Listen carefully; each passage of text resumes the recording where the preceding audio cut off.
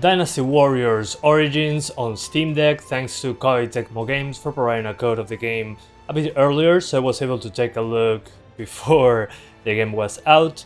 This game is the full game now. There's also a demo if you're interested in checking that out. When it comes to Steam Deck compatibility, it's marked as playable. Some in-game text is small and maybe difficult to read, and I can attest to that, so let's get into it right away.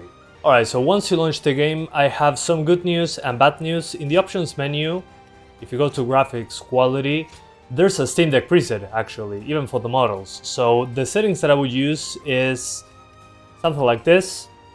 Then in advanced settings, something like this. Volumetric fog can be demanding at times, but I'll keep it there. Then when it comes to resolution, unfortunately there's 21:9 and 16:9, but there's no 16:10, so you're stuck to 720p instead of 800p, black bars at the top and bottom of the screen. Dynamic resolution, I didn't see it working properly, so I disabled it. When it comes to frame rate, you can lock it to different things, but I recommend using the SteamOS setting. Then there's also HDR, you can check it out if you have an OLED Steam Deck. I mean, if you want a higher brightness, I think it's a good idea. I haven't seen like a night and day difference using it. Then there's an upscaling menu, and we have FSR1, 3, FSR3 frame gen, DLSS and XeSS, and a sharpness slider, thank God. So why did I select FSR1 instead of FSR3? Well, first of all, FSR3 for some reason gives me weird graphical artifacts, and it's very blurry in motion. Same happens with XeSS, and for some reason frame gen I cannot enable it, not sure why. So in this case, in order to get in the 40s, I recommend using quality FSR1 with sharpness maybe at around 15 to 20. You can increase it or decrease it if you want to, but in this case FSR1 I would say in motion is the best looking, believe it or not. I mean, XeSS and FSR3 just look way too soft and the edges don't hold up when the camera is in motion. On the PS2 you could choose on many characters, you only have this one in this game. And as you can see, this game can be pretty CPU intensive. The CPU and GPU are being used quite a bit. And again, what matters in Dynasty Warriors, at least in my opinion, is this thing of having so many enemies and tearing through them. And these settings that I'm using is to target the 40s, basically. Now we're with unlocked frame rates, but if you go native resolution, you can also do 30 FPS. I'm going to show you both of them. But again, you can try this for yourself if you enjoy the combat on the demo. It's nice to have demos in games like this.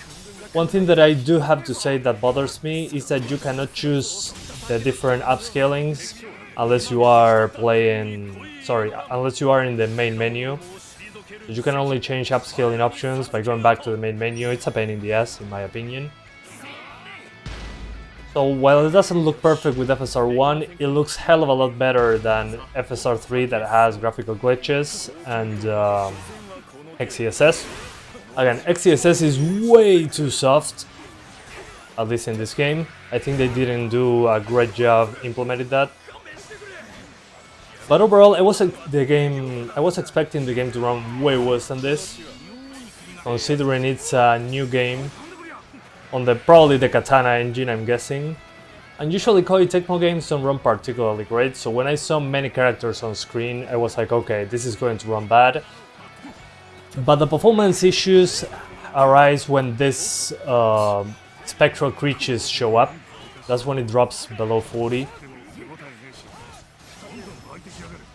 And they show up sometimes, but you need to do... let me skip ahead. So okay, once these spectral beings that destroy performance show up, you need to use this view and go and destroy the catalyst for this sorcery.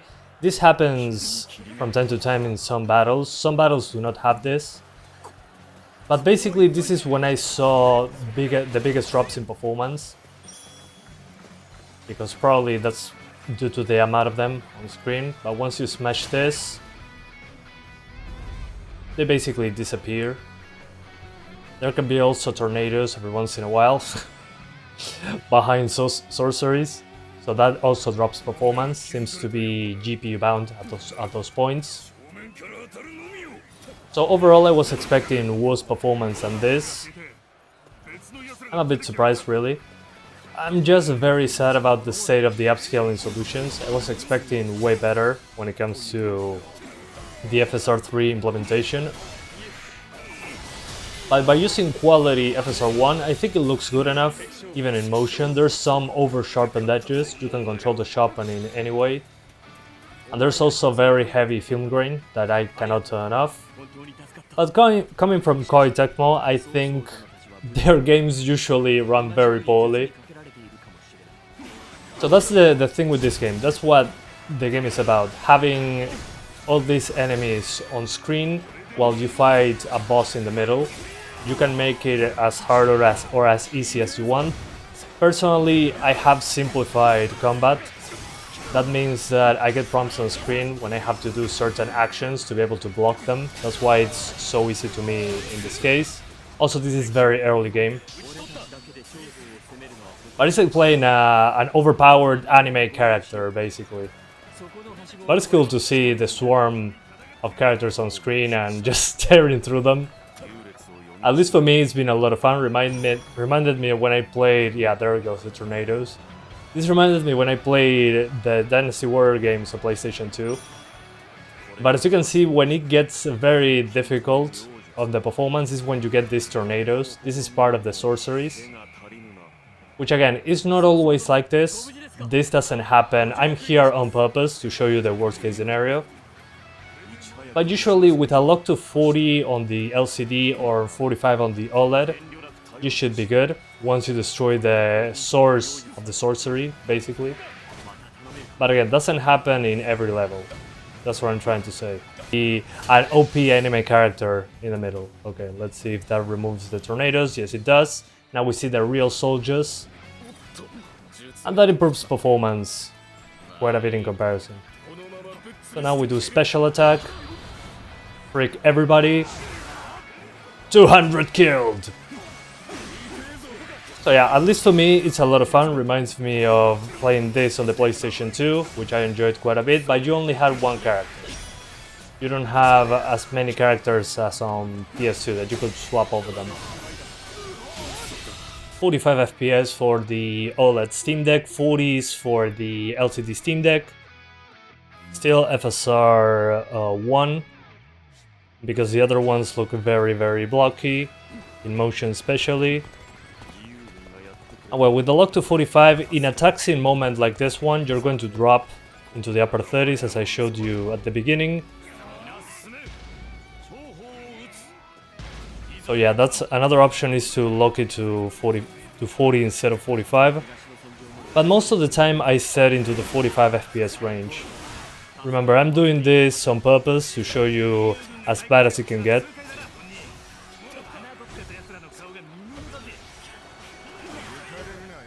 But I'm going to show you more levels as well. But 45 I think is a good place to be on the OLED. On the LCD though, with the slower memory, I highly recommend you go to the 40s instead. But it feels pretty smooth, all things considered. I just wish we had better upscaling. In the hub area, you're going to notice stutters, especially when moving from area to area. Again, you're not fighting here, so I don't think it's a huge deal. Now we're going into a castle battle, so more enemies on screen, although less spectral stuff going on that destroys performance. Also, when the cutscene starts, you might get something like this, which absolutely sucks in my opinion. Maybe it's loading the level in the background. So let's skip all this. You can also put voices in Japanese. I do it because you guys always ask me to put voices in Japanese. I mean, it makes sense, all things considered. Okay, here we are. More NPCs. And this battle includes more generals, and you have to keep your friendlies alive, basically. Again, pretty simple premise, but I think that's all you need. I mean, stick to your guns.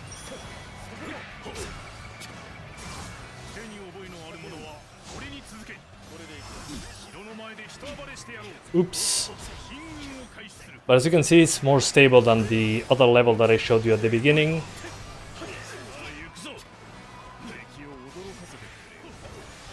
But again, if you want it to be as stable as possible, my advice is to lock it to 40 instead of 45. But since we're on the OLED, I think we're fine. It's generally okay. I've been playing this to get to the bigger battles, such as this one with the castle and with more enemies shooting arrows at you. So now we're back, but with the 30 FPS configuration, which is basically the same configuration as before, but upscaling is completely disabled. The text is very small. That's another issue I forgot to mention. Valve talks about that in the verification system. So no upscaling, that's the difference. And the rest stays the same, and we lock it to 30 FPS in the Steam Deck menu, as you can see right here. And while it's not a perfect frame time, it's much more stable than when going to 45, and you get a sharper image, to say it in some way, because it's a native resolution. It's 720p. I mean, it's not 1280 by 800. Hopefully there is a way to change that in the future, because it's funny that it supports 21 by 9 aspect ratios, but it doesn't support 16 by 10. I think that would help a lot when it comes to the small text issue. But by default, the game, when you launch it, is locked at 30 FPS within the game's options menu. I recommend still that you use the Steam Deck's FPS cap. It's not perfect. I think it's mostly due to the fact that we are very CPU demanded over here, to say it in some way. But 30 FPS is another option just to get better image quality. And at the same time, you get a more consistent frame rate in general. But I personally think this is badass. I love being the OP anime character that destroys everything in his path with just a sword. But overall, I think it's completely fine on Steam Deck, all things considered. The things that I would like seeing fixed in the future is to have 16 by 10 support, especially considering that they mentioned that they're going to support the Steam Deck. It's nice to see a Steam Deck option in the graphical settings. That's pretty useful for most people. By default, again, it's locked to 30 FPS, but you can go into the 40s if you want to, as I showed you at the beginning. You just need to use some upscaling. I think the upscalers need work. FSR3 and XeSS, well, they look very... how to say it, there's a lot of breakup and chunkiness in motion, and there's a lot of trees, grass and stuff moving on screen, so you notice right away the issues with those upscaling solutions. Also, FSR3 doesn't allow us to use frame gen. Also, again, the UI is pretty small. Sometimes it's very difficult to read because there seems to be like very few pixels. If you see the subtitles, they're very hard to read. That applies to a lot of UI elements. Skip all this. And here comes a badass moment. Charge! But again, this is what the game is about. Lots of enemies on screen, you tear through them like butter, and you fight bigger enemies in the middle that are way more powerful. Just like previous Dynasty Warriors games from the PS2 era, I would say, because I think in the past they tried to do like an open world thing, and it performed terribly bad. It wasn't interesting in my opinion, I don't know, felt very watered down. So yeah, just the fact that it can play this well, in my opinion, on Steam Deck is good to see. I was expecting way worse from this engine. I think it's the Katana engine, if I remember correctly. But I think it's a pretty entertaining game. Plus, as another plus, it has a demo, so you can try it for yourself. You don't need to take my word for it. I do think though that the game is very expensive right now, but yeah. At least on Steam Deck is very promising. I hope they fix those issues, the small UI. Hopefully they can tweak that. The upscalers being less blocky in motion. But just the fact that we can do 40 to 45 with this amount of enemies on screen, in my opinion, is pretty impressive. Of course, this is not the best graphics-wise game, obviously. It's clear that they sacrifice visuals for lots of characters on screen, which I understand. And there we go. I don't know, it just feels satisfying to me. So I've been playing this for a few days already. Personally, I enjoyed it more at 40 to 45 with some drops than locked to 30, despite the native resolution. But still, I don't know, I just find this very, very satisfying. I guess it's because I played this when I was a kid on PlayStation 2, the previous ones. So anyway, when it comes to battery life, probably 2 hours and 30 minutes, that's my guess on the OLED on a full charge. Being generous. On the LCD Steam Deck, I'm expecting more like 90 minutes of battery. So not great when it comes to battery life. But with a 30 FPS lock, we should be okay. So that's it for now. Thank you guys so much for watching this video. I hope you enjoyed it as much as I did showing you this game. It releases in around 3 days, so there's that early access BS if you pay for the expensive edition of the game. So if you're interested in that sort of thing, you can play it right now paying more, or you can play it when it releases for the normal price, or you can do what I did and play the demo as well. Which, again, having demos nowadays I think is a blessing, especially when it comes to testing performance on new games. So thank you guys for watching, and I'll see ya next time. Bye guys. And let's destroy this guy. BAM! Reduced to atoms.